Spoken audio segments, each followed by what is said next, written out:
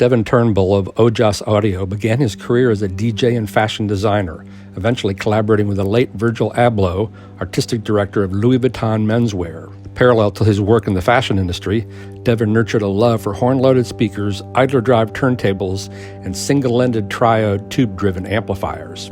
Originally trained as an audio engineer, Devon soon accepted commissions to manufacture his Ojas line of loudspeakers for venues across the world.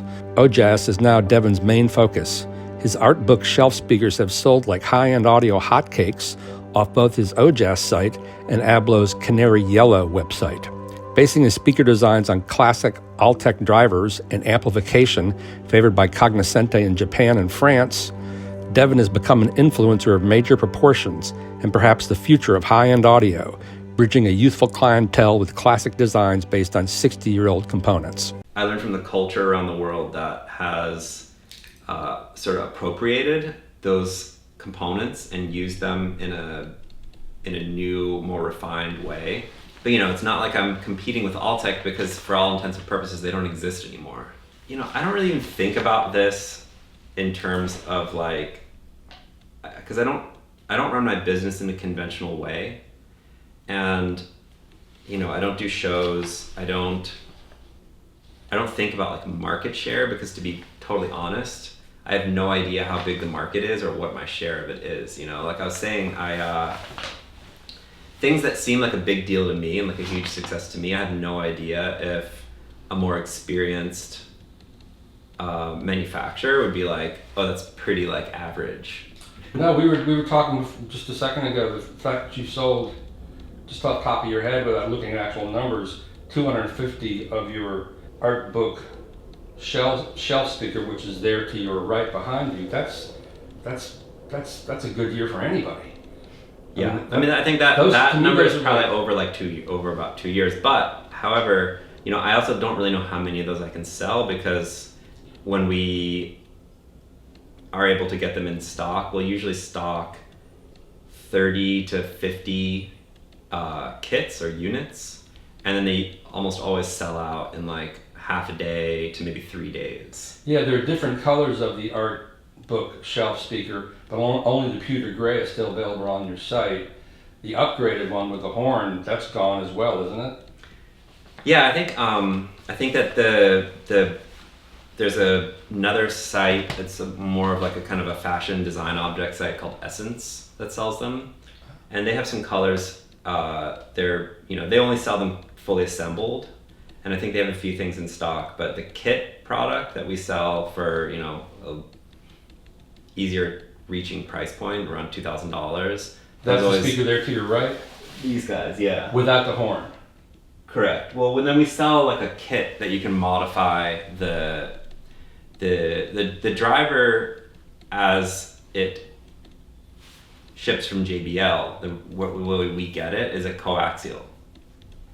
So there's a small compression driver mounted on the back of the woofer that fires through a small horn, on axis with the woofer, and it sounds beautiful like that. And in some situations, it sounds better like that. But obviously, I'm a fan of controlled dispersion and bigger horns, and I started thinking about what could this sound like with a horn. And I tried many horns. Anything. It's a screw mount, so anything that I could really easily mount it to. And eventually, I found this really obscure replacement part that JBL still makes. It's part of the progressive transition series of horns, this guy. And it was actually designed to work with this driver on a two-way PA speaker. And it works really well. So that's another thing that, I get as many of the horns as I can, and then we made a kit basically so that we sort of walk you through removing the compression driver from the woofer.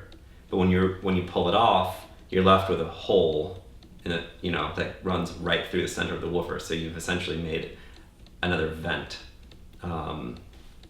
So we make a plate and a gasket that closes that off so that it's sealed. And or rather not a vent, like all woofers are vented in some way, but actually like a port, like a box port. So you want to obviously get rid of that. So we make a plate and a gasket that seals that off. And then we add an L pad for a little bit more control over the balance between the horn and the woofer. And a whole set of like wire and everything you need to modify the existing speaker to have the horn in it, the brackets, all that. How much is that DIY kit adding the horn to the book? We've been charging $350 for that kit. That includes the horn? Mm-hmm. That's kind of insane. Yeah, I mean, Wow. it's again, I could probably be more strategic in my pricing, but our pricing is generally pretty straightforward. Like, what do we need to charge to get this to people? Wow. Stuff is not cheap, I know, but in no way is any of this stuff inflated just based on like what I feel like the opportunity is. And you live in New York and you can charge those kind of prices. So correct me if I'm wrong, the art book shelf speaker is 5100 assembled, the kit is 1950. That's about right, depending on finishes and options and stuff like that. Yeah, we started doing, we've been producing a lot of speakers with this really beautiful rotary cut red oak veneer on the birch ply. And that's sort of started to become something that people recognize as like a branded thing for our Ojas speaker. So we just did our first drop with that on the kit, and that raises the price. I think we're charging like $23.50 for that kit. The veneer and the material, we have it made, it's expensive.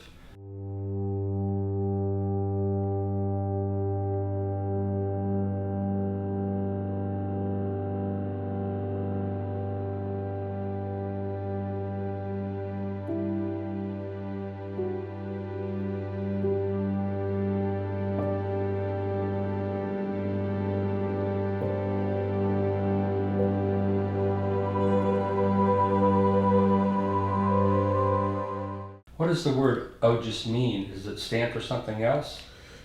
Yeah, Ojas is a name I've used since I was like a teenager. Its origin is Sanskrit. When I was born, my parents were both teachers of transcendental meditation, so I was kind of raised in the back of TM centers and went to a high school that was 100% dedicated to like that Where kind of were you teaching. raised? Well, I'm from New York originally, but my parents were running TM centers on Long Island when I was a kid. And then we moved to Iowa, where the sort of like U.S. capital for the TM movement is. There's a high school there, and that's where I went to high school. You don't seem like a New Yorker for some reason. Maybe because you're so calm. That's 4 hours of meditation as part of my high school curriculum. Now, I actually don't practice TM anymore. Right. But I mean, I would say certainly. I mean, literally, when I was in high school, we had about 4 hours a day of meditation. So there's definitely, I think, something to have learned from that experience. You're a calm person, and your system, even when you're playing music, emanates a certain calm. This is such a relaxed sounding system. It was just kind of surprising considering how big the horns are. And that's an original Altec horn? This is an original Altec horn. We're making now a replica of this horn and also variations of it. Well, actually, I shouldn't say replica. We're making sort of an improved version of this horn now, where we make a sort of like, I don't really know exactly what to call this part, but Altec did a really good job of it when they're making these horns. And I've been told by people who worked at the factory that the guys who built these horns were the highest paid factory employees, and Altec never stopped losing money on these horns. It's very hard to make these horns because there's so much handwork involved. And they did a really good job, but one of the things that's really challenging to do when making a multi-cell horn like this is where all the individual cells, like these trumpets, where they all meet in the throat of the horn. It's very hard to get a very sharp edge when you have 15 squares all stacking up against each other. So with a lot of horns, a lot of the like reproduction horns and like, you know, the DIY horns people make out of wood and stuff, you'll sometimes look in the back of the throat in the entry to the horn, and you'll see like a lot of hard, like faceted surfaces, so that can cause a first order reflection in the throat of the horn, where as the sound wave is pressurizing this compression chamber, there's bounce back sometimes. So I think that is a very important part of the manufacturing of these horns. And so what we've done, or what we're doing, is we're making the horns again out of metal. I mean, I absolutely love the 15 cell horn. It's one of the most magical pieces of vintage gear that I've experimented with a good amount. And particularly the 15 cell, the dispersion is just like such a magic, larger than life, cinematic kind of presentation. Is that horn in the cabinet below it, looks like two 12s, is that a product you're selling? Yeah, I call it the Ojas W cabinet as an ode to the quite famous Onken W design that a lot of people mistake this for. Aesthetically, I referenced the Onken W as a sort of a nod to this heritage, but the Onken W cabinet is way bigger than this. The Onken W cabinet runs two 15-inch Altec, usually Altec drivers. I'm sure originally it was the actual Onken woofers made in Japan. But it's an enormous enclosure and traditionally run with a 300 hertz multi-cell horn above it. So the whole thing would never fit in this room. But I love the double 12-inch Altec configuration. Altec made a cabinet called the 9844 with these two 414 12-inch woofers in it. The 414 is a 12-inch version of the really classic 416 15-inch driver that Altec made. And yeah, I used to build cabinets for a single 414, and 10 plus years ago, you could get very inexpensively these 9844 cabinets that were loaded with two, and initially I would buy them and just harvest the drivers out of them. But then I started listening to them, like, how could you not? And they're really beautiful sounding mid-bass boxes. So this cabinet has more to do with the Altec 9844 than it does the Onken W, but I wanted to make this look like the Onken W, like I said, just kind of as like a continuity to like this kind of sound system culture. It's like a mini in a lot of ways. And I see an Ojas amplifier here. Is that a commercial product? Yeah, we make half dozen or a dozen of those a year in Japan with a partner. Is there a name for that amplifier? It's a single-ended 2A3 amp. I make it with a guy whose name is Koji Wakabayashi. He runs a company called Eiffel in Japan. And I first visited Koji, I think in 2007 or somewhere around 2007. I had been trading with him for a long time. He has like an import-export business. So he sells a lot of Western Electric and Altec gear in Japan that he sources from around the world. And he sells a lot of Japanese components to the DIY market around the world. So anything from,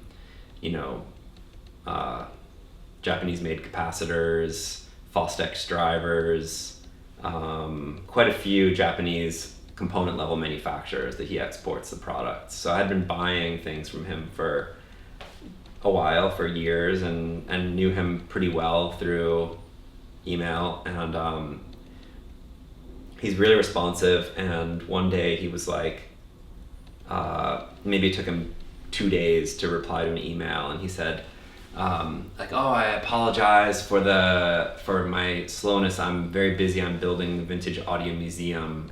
And he was also a distributor for a Japanese driver manufacturer called GIP Laboratory. GIP, I assumed he was directly related to GIP because he promoted it on his site and he had a huge demo system of their stuff. So I just kind of thought one day after work I'd go to this guy's, kind of like you're coming here, you know, casually take the train across town, check this out, it'll be really cool. Koji got really excited. He's like, yes, please come here. And because I had sent him an email saying I would love to come and check out Eiffel and GIP Laboratory. And he's like, yes, and I've been meaning to visit the GIP guys, so we should come here, stay here for a couple days, and then we'll go to GIP. GIP, by the way, is known around the world for making the highest quality Western Electric reproduction drivers. Wow. So they make the TA4181 18-inch field coil driver. They make the 597, all the most desirable Western Electric field coil drivers. They make like very, very good replicas of them. Wow. And Koji has one of only a few full Western Electric Miraphonic systems set up in his place. It's quite an experience. He's got, 16A Western Electric horn. He's got just, I don't even know, countless amounts of vintage Altec and Western stuff. And that's just on that one floor. Then he's got like, upstairs is the kind of more international. So he'll have like an area dedicated just to vintage Japanese gear, vintage British gear, vintage. It's a very fun place to visit. I want to ask you more about Mr. Wakabayashi in a second, but when you sell the 2A3 amp, what does it sell for?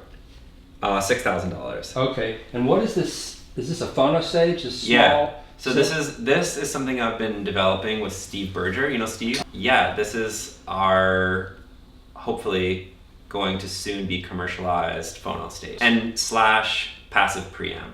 Wow. And there's behind that some sort of a Luxman integrated amp?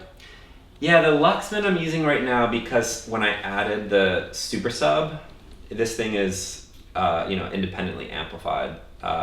So my system right now is bi-amped, and I needed 2 buffered line outs to go into the full range amp and to go into the sub amp. And the Luxman has that. I had it here anyway, and I'm just using that as like a sort of a line stage buffer amp right now. Okay. But it also gives me the ability to have like a remote controlled volume, which is kind of nice. Yeah.